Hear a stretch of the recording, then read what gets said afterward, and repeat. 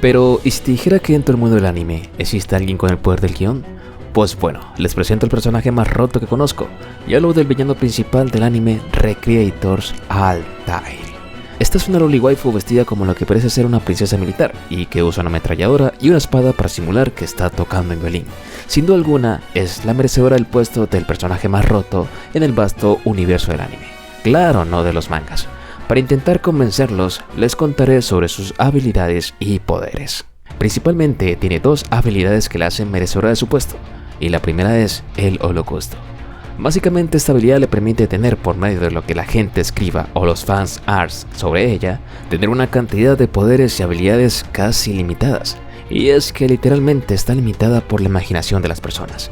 Así que sí, canónicamente hablando, tanto tú como yo podemos asignarle poderes y habilidades que salgan de nuestra rota imaginación. En el anime, ella nos muestra algunas de sus habilidades principales y que son llamadas movimientos del cosmos. Por ejemplo, una de sus habilidades consiste en que puede cambiar lo que está en su imaginación por objetos que están en la realidad. En el anime nos muestra cómo puede cambiar la poderosa espada de sus enemigos por unas lindas e inofensivas flores. Otra habilidad es que puede copiar las habilidades, poderes y artefactos de sus enemigos sin restricciones y aparentemente sin efectos secundarios.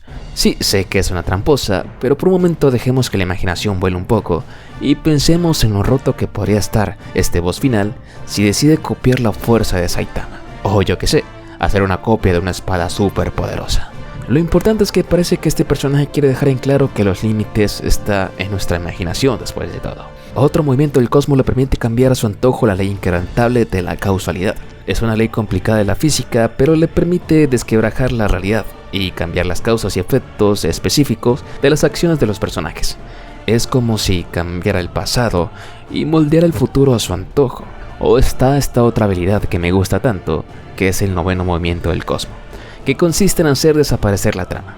Es decir, puede borrar características de un personaje. Por ejemplo, si un enemigo adquiere un Power-Up, ella puede borrar la trama o lo que hizo que ese personaje haya adquirido sus nuevos poderes, borrando así sus habilidades como si nunca las hubiera tenido.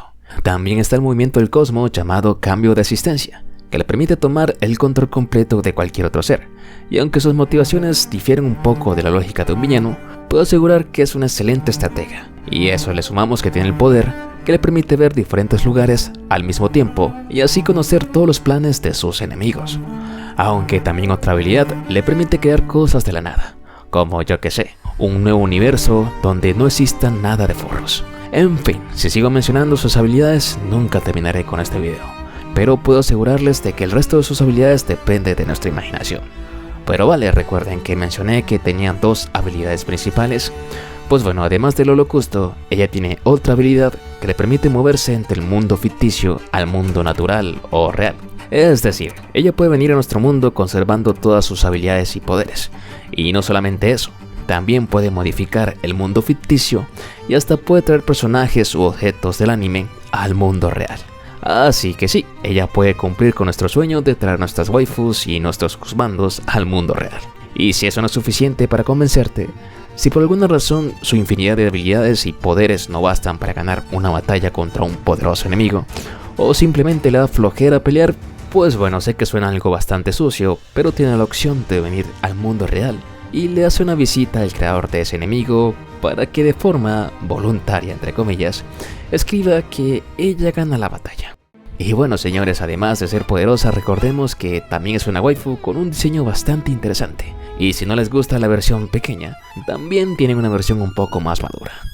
Pero en fin, hasta el momento no conozco algún personaje del anime que le pueda ganar o igualar.